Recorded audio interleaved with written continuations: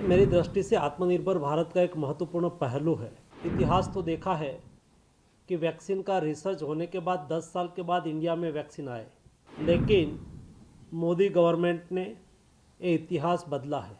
India ही vaccine research कर ले और इंडिया ही वैक्सीन एडमिनिस्टर कर ले, ये हिंदुस्तान के इतिहास में कोविड क्राइसिस के दरमियान पहली बार आप सब लोगों के एफर्ट से, प्रयास से ये संभव हुआ है।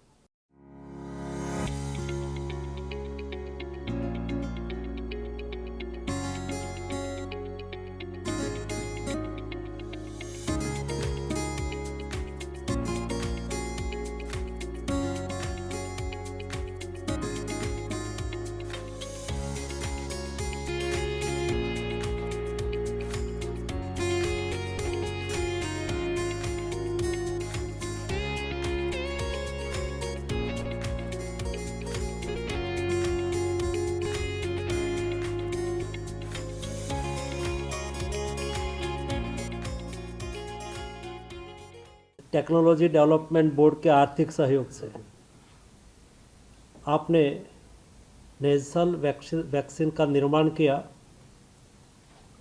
मेरी दृष्टि से आत्मनिर्भर भारत का एक महत्वपूर्ण पहलू है।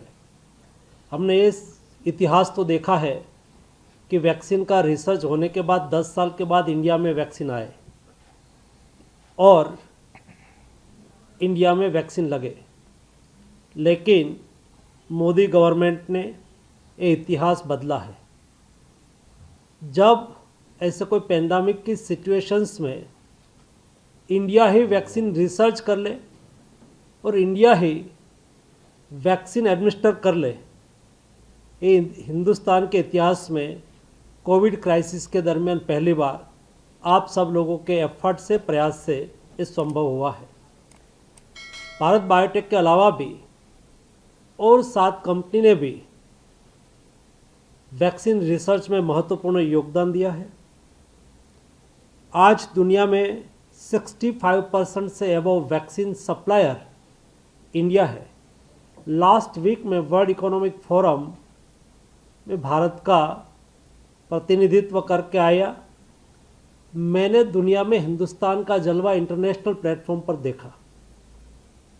इंटरनेशनल प्लेटफॉर्म पर ग्लोबल सीईओ की कॉन्फ्रेंस में, डायलॉग में भी इंडिया में vaccine manufacturing capacity, vaccine research में एक्सपर्टाइज, इंडिया रिसर्च और इनोवेशन के लिए जो प्रयास कर रहे हैं उसकी सराहना होती हुई मैंने देखी।